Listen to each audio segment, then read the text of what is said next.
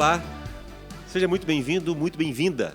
Você que é educador, seja professor, pai ou responsável, você que ama crianças e gosta de ver o seu desenvolvimento. Esse programa Filhos em Foco está na segunda edição, a edição 2025, terceira temporada e é a última temporada do ano. Você que está se conectando conosco hoje e não assistiu o episódio anterior, eu quero convidar você a assistir o episódio anterior, que foi riquíssimo. E o convidado para essa temporada, essa última temporada, é o Dr. Pablo Daniel Canales. Ele está participando conosco. Uma honra recebê-lo mais uma vez, Dr. Pablo, no segundo episódio. Agradeço estar com vocês de novo. O tema está muito bom. O pessoal não pode perder. Verdade. Nessa temporada, ou melhor, essa edição 2025, nós estamos falando sobre as necessidades educacionais especiais. E hoje, no episódio de hoje, vamos dar continuidade ao tema que estamos falando nessa última temporada. Autismo, ou apenas uma criança diferente? Entendendo TEA na infância. Esse é o tema, doutor Pablo. Mandar um abraço para o nosso pessoal que está assistindo, né? Um abraço enorme, um abraço argentino aqui para vocês. E tomara que seja bom. Eu quero mandar um abraço especial para os nossos educadores das nossas 40 escolas espalhadas pela região centro-oeste brasileira. Você que faz parte da nossa querida e amada UCOB, um abraço especial para você, em especial para os nossos orientadores, espalhados aí pelo Mato Grosso do Sul, pelo Tocantins, Distrito Federal e também por Goiás. Um grande abraço para você. Doutor Pablo, nós estamos falando sobre o espectro autista. Isso mesmo. E muitas vezes as pessoas podem confundir e achar que o autismo está associado a déficit intelectual. Isto é verdade ou isso não tem nenhuma relação? Ok, dependendo do grau, tá, do nível de autismo, isso pode estar se relacionado. A gente tem uma diferenciação entre o nível 1, 2 e 3. O nível mais grave pode ter um déficit intelectual importante, mas o nível 1 pode não ter esse déficit, de fato, ter uma capacidade intelectual acima da média, incluindo até QIs acima da média. Tá? O que muitas vezes se associa com quadros de superdotação, de altas habilidades. E a gente vê muito essa associação entre déficit de atenção, transtorno de espectro autista e altas habilidades de superdotação. São transtornos do neurodesenvolvimento que podem estar sempre associados. Às vezes não, mas a associação é bem frequente. Então, muitas vezes a gente tem crianças, adolescentes ou adulto com esse déficit intelectual grave, importante e que não está em todos os quadros autistas, mas sim nos quadros de nível 3 de suporte. É mais comum encontrar crianças com autismo que tenham déficit intelectual ou que tenha altas habilidades? Os números, as pesquisas eu não tenho, então não saberia lhe falar realmente qual a porcentagem de cada uma. Sim. Mas é muito mais fácil ver, enxergar rapidamente, diagnosticar, entre aspas, quando uma criança tem uma deficiência intelectual. Tá? É muito mais difícil ver o outro lado. Sim. Tá? Porque, às vezes, essa criança tem alguma capacidade maior de coeficiente intelectual e fica entediada. Então, vira o problemático, o que está hiperativo. E, na real, é que já entendeu, essa aula não tem graça nenhuma e já sabe o que vai acontecer, então ele busca fazer outras coisas. Então, vira essa criança problemática. Agora, o déficit intelectual grave, ele é muito mais óbvio. É bem verdade que quem tem o espectro autista, ele tem mais dificuldade de sociabilização. Isso mesmo. E como a gente pode estimular para que esta criança se desenvolva socialmente de forma adequada? No espectro autista, a sociabilização é sempre muito restrita. Tá? A confiança é uma coisa que tem que ir se trabalhando muito para essa criança ter essa possibilidade de interagir. É muito mais fácil dentro da família, mas inclusive nos ambientes familiares, essa criança muitas vezes escolhe com quem vai se dar melhor ou pior. Os amiguinhos, a possibilidade de interagir é muito mais restrita, obviamente, quanto mais seja o nível do espectro, né? Mais próximo do 3, tem mais dificuldade para interagir. mas tem essa sensação constante de desconforto. Então, tem pessoas que se queixam já de adultos, porque não foi feito o diagnóstico no momento de ser criança. Eu nunca conseguia estar em ambientes com muitas pessoas. Eu sempre ficava incomodado, me dava um desespero, os barulhos, lugares muito barulhentos, eu ficava com muito medo, muito desconforto. É sempre essa fala que aparece muito nas consultas. Eu atendo mais adulto e algum que outro adolescente, mas essa fala do autista com diagnóstico tardio, já na fase adulta, é muito frequente. E esse sofrimento social é muito importante. Então, a gente vê essa dificuldade justamente pela percepção do ambiente. Se sente desconfortável, os ambientes muitas vezes são agressivos. Tá? Então, a pessoa se isola, fica num lugar, Sim. fica no seu cantinho. As coisas desorganizadas também atrapalham muito. Tem que ter as coisas tudo organizadinho para se sentir bem. Parece que o ambiente está mais limpo, parece que a cabeça consegue pensar melhor. Então, lugares com muita bagunça, com muita informação de cores, de sons, isso acaba atrapalhando e criando muito estresse na pessoa com autismo. Interessante. E agora, no ambiente escolar, como os professores, como a nossa orientadora e os nossos pais podem, as famílias, né, em geral, podem trabalhar para que diminua o impacto, para que ele possa se sentir confortável para desenvolver socialmente. Isso você vai ver frequentemente o uso de abafadores de som, né? Sim. Porque a pessoa que sofre muito com o som, com lugares com muitas pessoas, tem uma tendência a não querer ir mais naquele lugar, tá? Então, para a escola criar esse ambiente mais inclusivo, com mais possibilidades para que esse ser humano consiga crescer e se desenvolver o melhor que puder, tá? A gente não precisa comparar com ninguém, mas sim que ele conquiste o mais que ele puder nas suas capacidades. É super importante o uso adequado de abafadores, de ambientes onde essa criança possa fazer uma prova que seja mais adequado, com menos estímulos, tá? Muitas vezes é necessário ter alguém que acompanhe, tá, essa criança para fazer algumas atividades, fazer a psicoeducação na escola com as outras crianças, que entendam o que é o autismo, que entendam quais são as dificuldades, criar esse vínculo entre eles. Porque as crianças, todo ser humano é sociável, né? A gente precisa interagir. E essa sociabilização dentro da escola é fundamental, especialmente na adolescência. O adolescente com autismo, o adolescente já, logo de cara, ele precisa se sentir bem com os pares, tá? Com os colegas.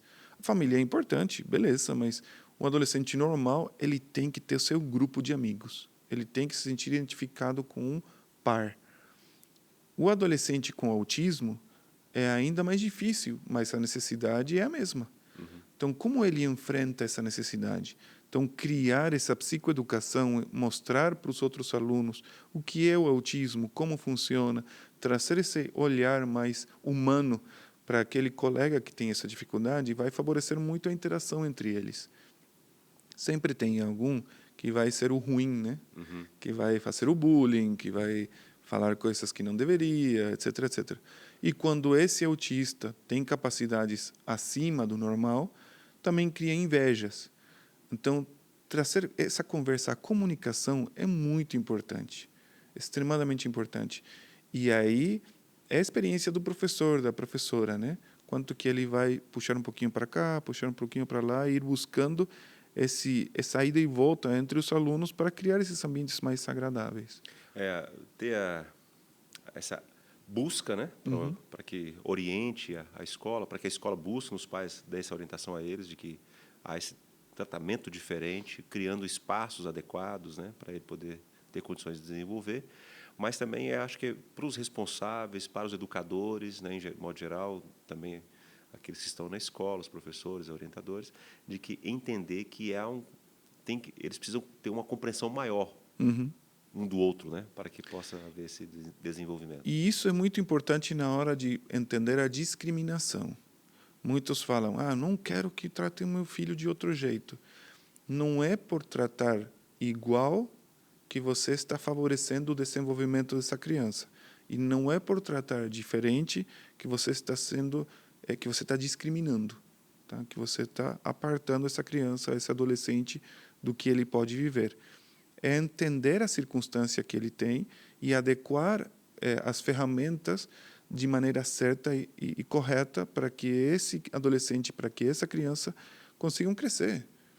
É buscar constantemente o crescimento adequado de cada ser humano, tá? Mas muitas vezes a gente entende isso como discriminação e está errado. A gente não deveria pensar desse jeito, porque isso limita. Se eu não vou modificar nada, porque eu não quero que meu filho seja diferente, negar isso não significa que vai melhorar o desenvolvimento do meu filho. Que o professor fala, não, todo mundo tem que ser igual na minha aula, é impossível de conquistar. Sim. Então, entender essas diferenças vai fazer que o meu filho, o meu aluno cresçam de maneira adequada e conquistem o mais que puder.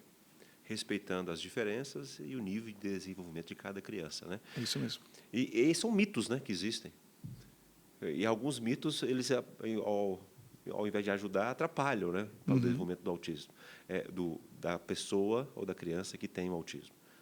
Como a gente pode lidar com esses tipos de mitos? Por exemplo, de repente tem aí um mito de que todo autista ele tem dificuldades cognitivas, dificuldades intelectuais, desenvolvimento intelectual. Ou que ele tem altas habilidades. Como a gente pode lidar com os mitos e como eles podem... Primeiro é conhecer cada pessoa. Como a gente falou de espectro, a gente tem que entender esse ser humano que eu estou lidando está onde, até onde ele consegue, até onde não. Segundo, ir trabalhando devagar para conquistar novas habilidades. O fato de eu ter um quadro de espectro autista não significa que eu não consiga conquistar mais nada.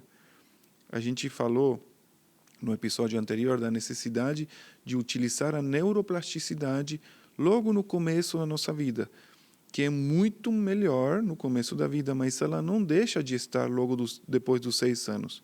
A neuroplasticidade é uma coisa que acontece até a gente morrer. Então, isso significa que eu posso aprender a fazer coisas diferentes, mesmo eu tendo dificuldades ou não? Claro. O que eu preciso fazer? Eu preciso colocar em prática, entender qual está sendo a minha dificuldade, buscar jeitos. Por exemplo, na educação. Eu vou estudar história medieval da Europa. Ok. E é um monte de nome, eu sou ruim para decorar, o que eu tenho que fazer? Ok, vamos lá. Você pode usar vários tipos de ensino para você lembrar disso em história. Você pode escrever do lado, você pode marcar com marcador vermelho, com marcador verde. Você pode inventar uma música que conte a história dos imperadores de Roma. Tá? Então, o primeiro imperador foi tal. E aí, criar alternativas que sejam educativas e que criem conexões diferentes no mesmo cérebro. E essa pessoa com autismo vai linkar muito mais fácil com uma coisa que com outra. Então, por aí, ela vai lembrar muito melhor se ela sublinhar com amarelo. Ou vai lembrar muito melhor se ela inventar uma música. Ou vai lembrar muito melhor se ela assistir um vídeo. Então, qual é o jeito que eu estou usando para estimular esse cérebro para essa pessoa, para essa criança, para esse adolescente incorporar um novo jeito de fazer a mesma coisa? E entender isso vai fazer essa pessoa crescer. Muito bom. Isso dá para a gente também, né? Para todos, né? A gente usa diferentes métodos para poder memorizar, para poder aprender mais. Doutor Pablo, um episódio está riquíssimo, como o anterior também. Como a gente pode evitar diagnósticos errados? Ok. Porque na ânsia de resolver logo, a gente pode acabar se precipitando, né? A internet oferece muitas possibilidades de diagnósticos errados. A vizinha também. É porque a minha vizinha falou que, olha... Mas, ao mesmo tempo, tanto a vizinha como a internet podem nos alertar de alguns sintomas. O diagnóstico ele precisa ser em um tempo prolongado. Não é numa primeira consulta que eu vou fazer um diagnóstico fechado de um transtorno de neurodesenvolvimento. Eu posso identificar algumas coisas e ter uma noção, uma presunção diagnóstica. Tem muita cara de ser isso aqui, mas também poderia ser isso aqui e aquilo outro. Opa, então o que a gente faz? Então, por isso é super importante a comunicação entre o pediatra, entre o neuropediatra, entre o psiquiatra, o neuropsiquiatra, entre os educadores, a escola. Tá? Então, a gente vê, olha, a escola está falando isso, o pediatra está falando aquilo, a mãe e o pai estão falando aquilo outro, a avó da criança está falando aquilo outro. Então, a gente vai pescando. E aí eu vi um podcast da UCOB que estava fenomenal, e a gente viu, será que meu filho tem isso? Então, esses questionamentos são os que provocam a possibilidade da necessidade da avaliação correta, que tem que ser profissionais da área, mas, ao mesmo tempo, é multiprofissional. São vários que têm que se comunicar. Então, a comunicação da escola, com a família, com o pediatra, com o neuropediatra, com o neuropsiquiatra, com o psiquiatra, com o psicólogo, com o neuropsicólogo. Olha quantas pessoas. Tá? E elas se comunicando entre elas fazem que aquele diagnóstico seja muito mais interessante. Tem testes neurocognitivos que dá para fazer, são caros, mas eles conseguem discriminar muita coisa. Mas eu fiz o teste e deu isso, então o diagnóstico é esse. Cuidado, porque teste não é diagnóstico. O teste é para orientar, para tirar as dúvidas entre sintomas e sintomas. Justamente por quê? Porque tem várias doenças que compartilham os mesmos sintomas. Então, esse teste me ajuda a separar os sintomas, entender eles de maneira separada e, ok, peraí. Então, tem esses critérios diagnósticos para essa doença, tem aquele outro para aquela outra doença, e isso vai me dando liberdade de entender melhor o quadro. Mas nunca é de um dia para o outro. Primeira consulta, sair com o diagnóstico na mão, laudado, esquece. Isso é incoerente, isso é irrespeituoso com aquele paciente, com aquela família. Tá? A gente tem que ter muito cuidado antes de laudar uma pessoa, tá? De colocar uma placa na testa, você é isso, porque isso pode estigmatizar a pessoa e criar situações depois muito mais complexas. Então, a boa comunicação interdisciplinar, a descoberta que pode vir de um podcast. A gente está fazendo isso, levando informação. Então, essa informação, sendo de qualidade, da maneira certa, pode despertar alguns sinais de pergunta. Será? Ok, vamos investigar então. Tá? E isso vai fazendo que a família cresça com essa criança, consiga ajudar esse adolescente e possa avançar na vida o melhor que puder. Extraordinário. Essa informação preciosíssima para você, para mim, para todos nós. Olha, e certamente nós vamos ter um recorte especial dessa última parte. Foi uma informação importantíssima para nós, educadores. Olha como a gente pode precipitar, pode estereotipar os nossos alunos, os nossos filhos. Cuidado, né? Como o caminho que devemos seguir, olhos sempre abertos para o que está acontecendo, ouvido atentos para ouvir os especialistas, levar as pessoas corretas, não ter controlar a ansiedade para ter o diagnóstico logo, né? Doutor Pablo, riquíssimo, riquíssimo. O episódio anterior foi muito bom, esse também maravilhoso. Então você deve seguir a gente, acompanhar esses episódios, ver o anterior, ver aí nas nossas redes sociais, e esse recorte logo vai estar aí também para você na nossa rede social. Muito obrigado por estar conosco, doutor Pablo, mais uma vez, obrigado. Estamos aqui, um abraço.